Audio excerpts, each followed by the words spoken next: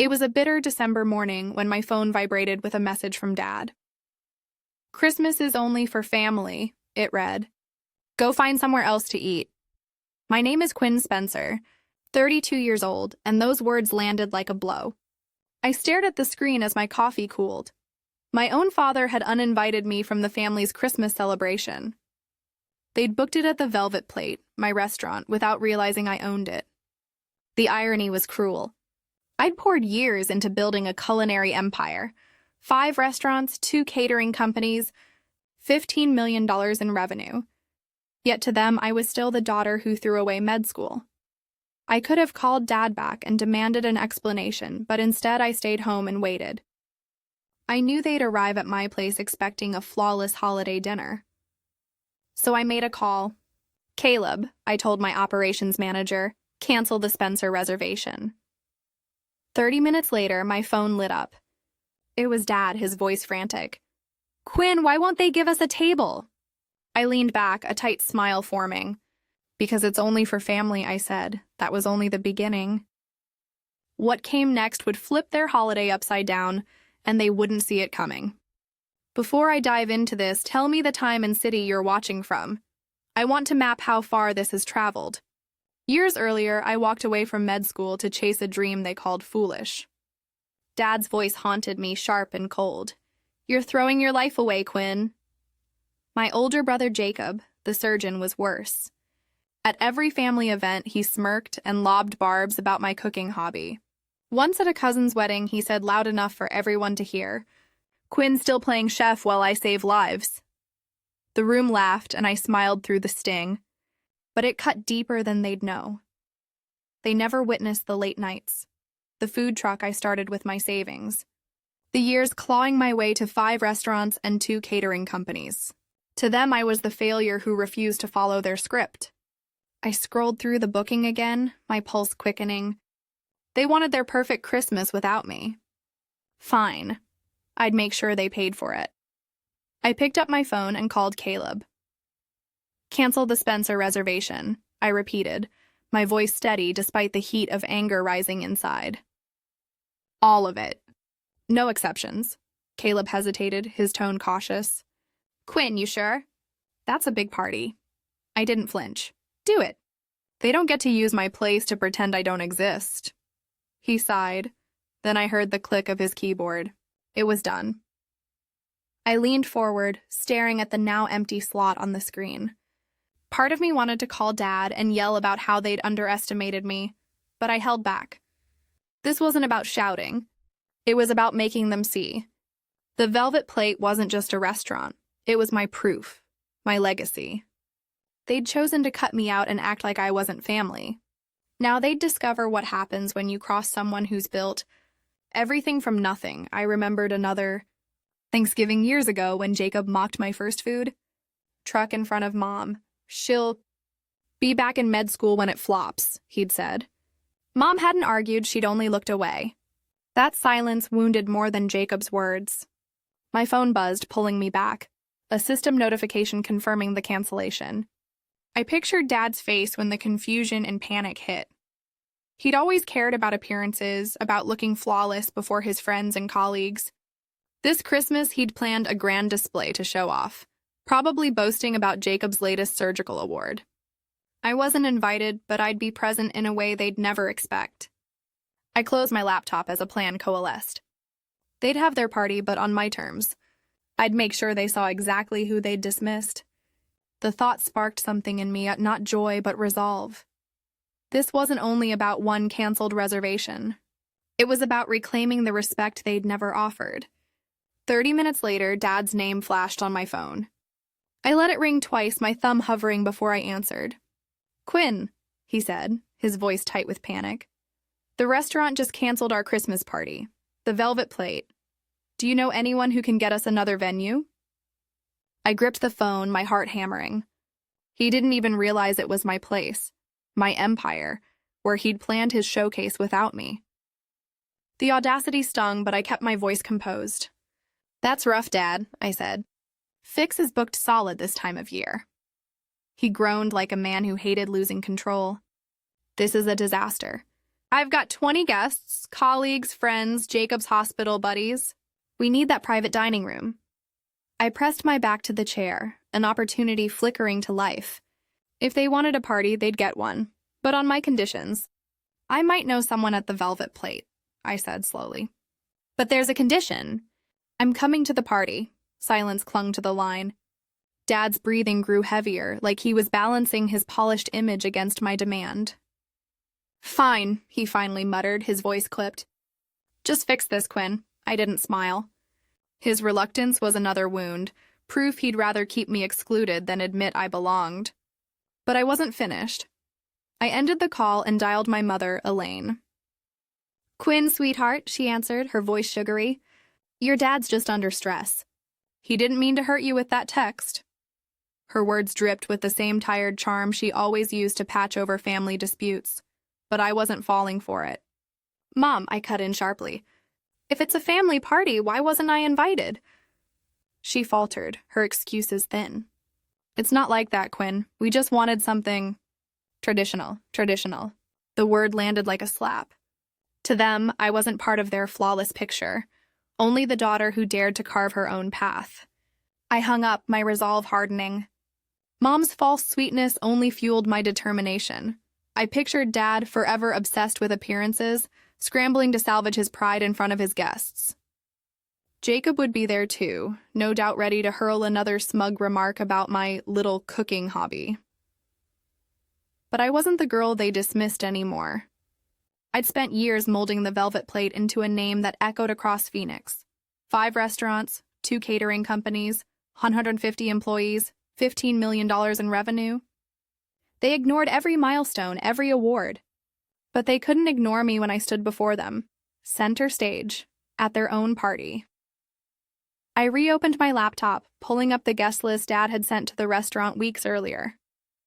Old engineering colleagues, Mom's book club friends, Jacob's surgeon buddies, every name stared back at me. They'd all be expecting a perfect night, unaware the daughter they'd cast out owned the very ground they'd gathered on. I began sketching the plan. They'd have their celebration, but I'd arrive unannounced. Not as the overlooked child, but as the woman who had built the Velvet Plate from the ground up. I imagined Dad's expression the moment he realized. Jacob's smirk slipping away. Mom rushing to play peacemaker, but this time I wouldn't let her bury the pain. I called Caleb to double-check the cancellation had stuck. It's done, Quinn? He asked, his tone steady but curious. You really sure about this? Letting them back in after pulling the plug? I nodded, though he couldn't see me. They're getting their party, I said, but I'm setting the rules. Caleb chuckled softly, accustomed to my stubborn edge. I hung up and jotted notes. Menu tweaks, seating shifts, a perfect moment for my reveal. Every detail had to be flawless, not for them, but for me. This wasn't about begging for a place at their table. It was about showing them who I'd become despite their doubt. They tried to erase me from their family story, but I'd script my own ending, one they'd never forget.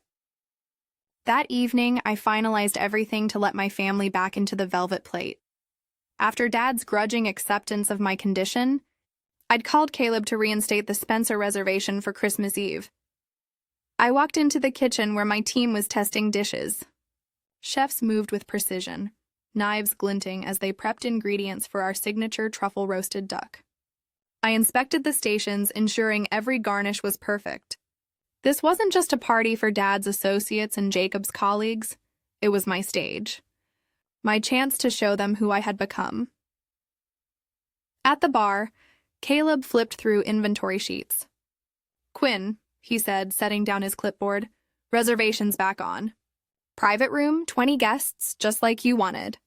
I nodded and pulled him aside. Caleb, tomorrow night I'm telling them I own the Velvet Plate. His eyes widened, a slow grin forming. They're in for a shock. Your dad and Jacob still think you're just, what, a caterer? I smirked. Something like that. I want them blindsided. Caleb leaned in, voice low. When do you drop it? I thought for a moment. After the main course. Let them enjoy their meal first. Then I'll take the floor. My mind slipped back to 5 years ago, when Jacob had visited me during my food truck days. I'd been eager, handing him my first signature dish, desperate for a scrap of approval. He'd taken one bite, shrugged, and said, "Not bad, Quinn, but you're wasting your potential. Med school's still waiting." His dismissal crushed me, but worse was Mom's call later. "Jacob's just worried about you," she'd said, her tone laced with judgment, as if I'd made the wrong choice. That memory still burned, fueling the fire that had turned a beat-up food truck into a culinary empire. Now, with 150 employees and national recognition, I had far surpassed their narrow expectations. I walked into the private dining room to inspect the setup. The long mahogany table gleamed, ready for Dad's flawless Christmas spectacle. I pictured him at the head, bragging about Jacob's latest surgical award, unaware that I owned every inch of this space. Jacob would be right beside him, tossing his usual barbs about my so-called hobby. He'd never cared to know the grind, the late nights, the loans, the accolades lining my office wall. That blindness was their weakness, and I would use it. I scribbled notes for the staff. "Reserve a seat for me, unmarked, at the edge of the table." I wanted to arrive as a guest, not the owner. Not yet. Back in my office, I adjusted the menu, adding a dessert from my food truck days, the lemon tart that had first won Phoenix Critics. Every course had to scream perfection, a testament to what I'd built without their backing. I called Caleb over. "Tell the staff to treat me like any other guest tomorrow," I said. "No hints about who I am until I give the signal." He jotted it down with a nod. "You're keeping this close to the chest, huh?" I shrugged. They've underestimated me for years. Let's see how they handle the truth. At home, I pulled a tailored navy suit from my closet. Sharp, commanding, nothing like the frilly dresses Mom had always pushed on me. Another memory surfaced. Christmas dinner, 4 years ago, when Jacob had leaned across the table and said, "Quinn, still chasing that chef dream? You'd make a better nurse." Mom had laughed. Dad had nodded, and I had swallowed my rage. That moment fueled me to expand the velvet plate, to prove I was far more than their doubts. Tomorrow I would wear that suit like armor, stepping into their party not as the unwanted daughter, but as the woman who built an empire. I laid it out, my resolve solidifying. This wasn't about belonging, it was about proving I had already won. By 6:01 p.m. on Christmas Eve, the private dining room buzzed with laughter and clinking glasses as the Spencer family and their 20 guests settled in. Dad sat proudly at the head of the mahogany table, raising toasts to his colleagues and friends. Mom, radiant in red, chattered with her book club circle. Jacob held court with his surgeon friends, his booming voice carrying tales of hospital triumphs. It was the perfect portrait of their curated holiday, one I was never meant to be part of. I stood at the entrance, my navy suit crisp against the festive glow. A server gave a discreet nod, signaling my seat was ready. I inhaled and stepped forward, heels clicking on the polished floor. Heads turned. A hush spread across the room. Dad's glass froze midair, his smile faltering. Mom's eyes widened, lips parting. Jacob's laugh cut short, his brow furrowing as he whispered to a colleague.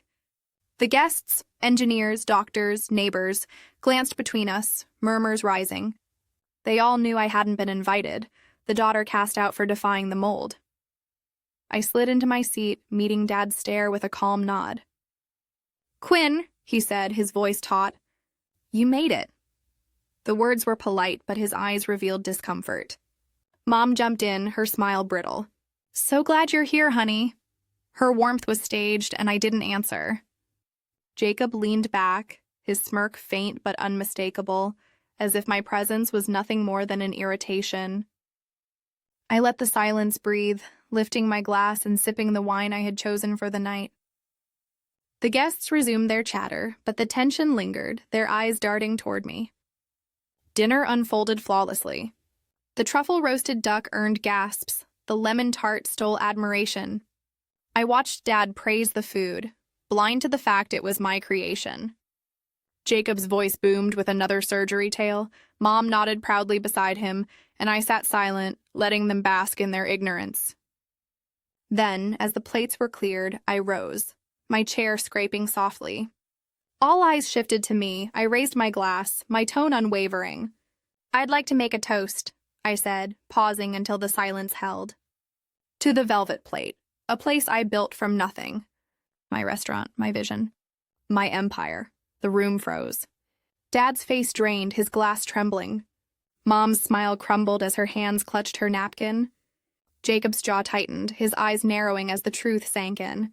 "You own this place?" one of Dad's colleagues asked, breaking the silence. I nodded, locking eyes with Dad. 5 restaurants, 2 catering companies, $15 million in revenue. All mine. The guests erupted in whispers, shock buzzing through the air. A doctor leaned toward Jacob, muttering, "You didn't tell us your sister owned this?" Jacob's smirk was gone, replaced by a deep flush. Dad forced a laugh, his voice strained. "Well, Quinn, that's impressive." He lifted his glass, but his hand shook and half the table didn't follow. Mom gripped his arm, her face etched with panic. But the room's focus had already shifted to me. A woman from Mom's book club began to clap, sparking a ripple of applause, hollow against Dad's and Jacob's silence. Jacob leaned forward, his voice low, sharp. "You never said anything," he hissed, as if I owed him the truth. I met his gaze, steady and unflinching. "You never asked." My words cut through the murmurs, sharper than any knife in the kitchen. The guests' whispers grew louder, some praising the food, others questioning why I'd been left out. Dad's colleague, an older engineer, turned to him, brows furrowed. "Ronald, why didn't you invite her?" "This is her place," Dad stammered, his face reddening. "It's complicated," he muttered, but the excuse fell flat. Mom tried to chime in, her voice shaky. "We didn't mean to exclude anyone," she insisted, but no one looked convinced. I straightened, my navy suit a symbol of everything I'd built without their approval. This wasn't just a dinner. It was the moment their perfect facade cracked, right in front of the people they most wanted to impress. When the plates were cleared, I leaned forward, my voice steady. The Velvet Plate's private dining room still glowed with holiday warmth, but the weight of my revelation dimmed it. All eyes fixed on me. I turned to Dad, his face pale, then to Jacob, his jaw tight. "For years, you've treated me like I'm less than you," I said, my words slicing the silence. "You excluded me from this family, from this party, because I didn't fit your mold. But look around, this is my restaurant. My success. Built without your help." Dad's knuckles whitened around his glass. "Quinn," he said, low but sharp, "you threw away a real future. Dropping out of med school was a failure. Plain and simple." His words stung, but I'd heard them before. He leaned in, desperate to regain control. "We wanted you to succeed, to be like Jacob, a doctor, someone respected. You walked away from that." The guests shifted uneasily, some nodding, others glancing at me with curiosity. Jacob scoffed, his smirk creeping back. "Come on, Quinn," he sneered. "You're playing restaurateur and now you think you're above us? This place is nice, sure, but it's not a career. It's a phase." His hospital buddies chuckled nervously, but the air had shifted. I locked eyes with him, unflinching. "A phase?" My voice rose. 5 restaurants. 2 catering companies. $15 million in revenue. I employ 150 people, Jacob. My phase is bigger than your surgical awards. Gasps rippled across the room, followed by scattered applause. The sound rattled Jacob. His smirk vanished, replaced by a flush of humiliation. Mom stood abruptly, her hands raised, her voice trembling with forced calm. "Quinn, honey, let's not do this here," she pleaded, darting glances at the guests. "We're family. We can talk this out privately." Her eyes begged me to back down, to let her smooth it over like always. But I was done with her deflections. "No, Mom," I said firmly. "You don't get to play peacemaker now. You stood by while they called my dreams a waste, while they shut me out. I don't need your approval anymore. I never did." Her face fell, her hands clasped tightly in her lap, unable to meet my eyes. The room buzzed with tension. Whispers cut the air. A woman from Mom's book club muttered to her neighbor, They didn't even invite her to their own party. Dad's colleague shook his head, his voice low but audible. Ronald, this isn't right. Dad's shoulders slumped, his mask of dignity cracking. He opened his mouth, but no words came. Jacob, always quick with a jab, stared at the table silent. I stood taller, my navy suit a shield against their judgment. This wasn't about winning them over. It was about telling the truth in front of everyone they'd tried to impress. I turned to the guests, my voice clear. I built the velvet plate from a food truck. My family called it a mistake. But this restaurant, this empire, is my answer. A server, oblivious to the drama, brought out coffee, breaking the silence. Applause rose again, louder this time, admiration shifting the room's energy. Dad sat in defeat, his perfect Christmas shattered. Jacob's silence screamed louder than his barbs. Mom's eyes glistened, but I felt no guilt. For years I'd carried their rejection. Tonight I laid it bare, and they had no defense. By morning, whispers about the Spencer family rippled across Phoenix. Social media lit up with posts from guests who'd witnessed the scene. A local food blogger from Mom's Book Club posted a glowing review of the dinner, ending with a jab. Shame on the Spencers for snubbing their own daughter. She's the genius behind this culinary empire. The post racked up thousands of likes, shared across foodie groups, sparking threads about my family's blunder. A doctor from Jacob's hospital tweeted, "Didn't know the velvet plate was Quinn Spencer's. Her family's got some explaining to do." The story spread like wildfire, every share amplifying their humiliation. At the velvet plate, my phone buzzed nonstop with alerts. Caleb forwarded me a screenshot from a local news outlet's headline, "Chef's Restaurant Stuns Family at Christmas Gala." My eyes caught my name in bold beside words like rising star and family scandal. The article recounted how Ronald and Elaine Spencer had left their daughter out only to be overshadowed inside her own dining room. Reactions poured in, some cheering my strength, others laughing at my family's downfall. One commenter wrote, "Imagine excluding the woman who owns the top restaurant in the city. The Spencers must be furious." A sharp satisfaction spread through me. The truth was public, and Phoenix had taken notice. Dad's professional circle, once his firm's supporters, began pulling away. A neighbor who'd gone to the event stopped at my restaurant to apologize, murmuring, "Ronald's keeping quiet at the club." Everyone's whispering. Jacob's hospital colleagues were harsher. A nurse posted on a forum, "Dr. Spencer brags constantly about his career, but never said his sister owns the velvet plate." Awkward. The rumors dug into the one place they cared about, their polished reputation. Mom's book group, her usual escape, turned against her. One member messaged me directly. "Elaine's humiliated, though she'll never admit it. You stood your ground, Quinn." I didn't answer. Their humiliation wasn't mine to soothe. By noon on Christmas, my phone lit up with 5 missed calls from Dad. Jacob texted, "We need to talk, Quinn. This is going too far." I stared at the words, thumb hovering, then let it slide into voicemail. Dad left a message, his voice tight. "Quinn, this isn't what we wanted. Let's meet and clear the air." I erased it without hesitation. Jacob called 2 more times, his tone sharper, accusing me of chasing attention. I ignored him too. They'd had years to recognize me, to value me, but always turned away. Now with their image crumbling, they begged for my time. I wasn't offering it. Meanwhile, the velvet plate surged. By December 26th, reservations filled completely. Every table booked straight through New Year's Eve. Caleb reported catering requests had jumped 20%. New clients name-dropping the Christmas Eve drama. "You're the buzz of the city." "Quinn," Caleb said, grinning as he showed me the reports. Revenues climbing higher than ever. Walk-in guests whispered about the scandal, some asking to meet the owner who dared to outshine her family. I didn't entertain the curiosity, but the spotlight translated into profit. My empire, 5 restaurants, 2 catering firms, 150 employees, stood stronger than ever, undeniable proof that I'd created something unbreakable, with or without their approval. I sat in my office, scrolling through endless commentary. A critic's column hailed the velvet plate, writing, "Quinn Spencer's success is built on her vision, not her family's recognition." I leaned back, the burden of years loosening a little. Dad and Jacob's calls still lit up my phone, but I ignored them.